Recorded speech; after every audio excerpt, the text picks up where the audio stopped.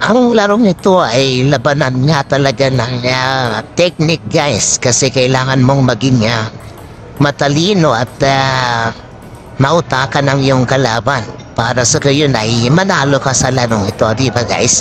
Tignan niyo naman guys, di ba? Talagang seryoso sila, ayaw magpatalo ang isa't isa. May mga technique yan guys. Kung kayo ay nakakahili na ng larong ito, talagang masayang maglaro nito guys at masaklap pag alam mo yung, di ba, yung lagi yung talo. Pero of course, yung laro lang naman to, sports lang guys. Kaya yon, maganda rin exercise actually ito guys. Sa totoo lang,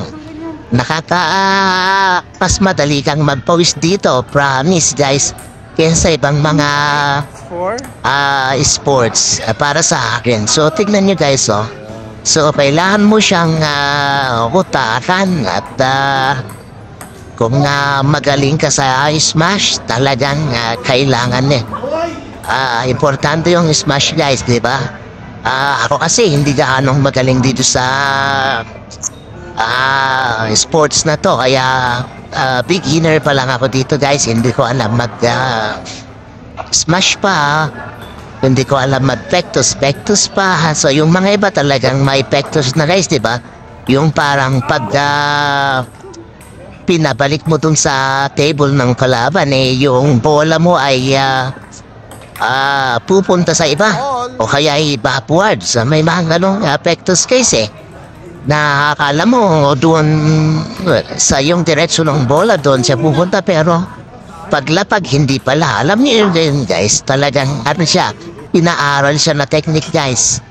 Nakita ko dun sa mga iba bang mga naglalaro nito at sa mga napapanood din sa television guys, diba? Ang gagaling talaga nila.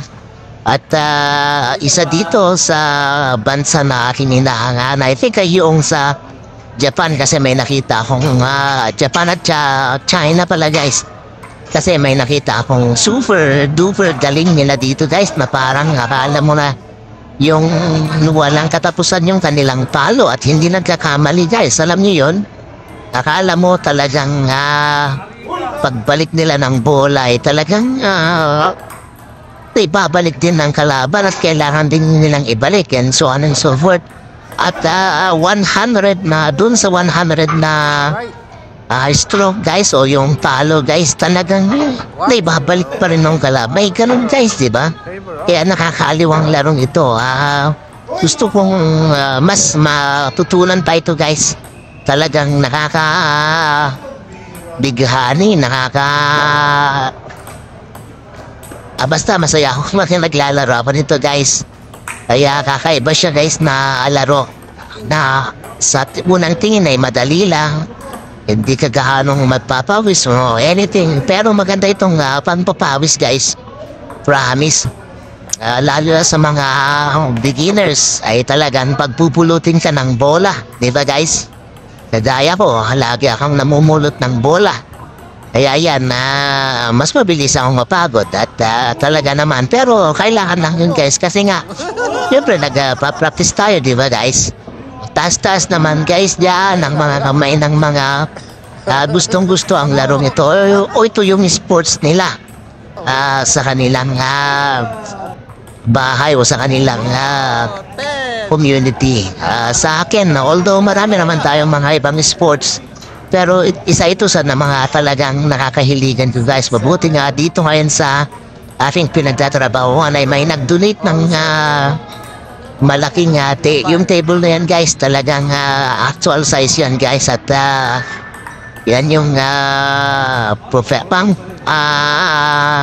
well, hindi naman sa pang professional level, pero pwede na sa mga nag-start guys, diba? Saka na lang pag meron tayong pambili ng mas maganda at mas magandang raketa, mas magandang bola at and so on and so forth, diba guys?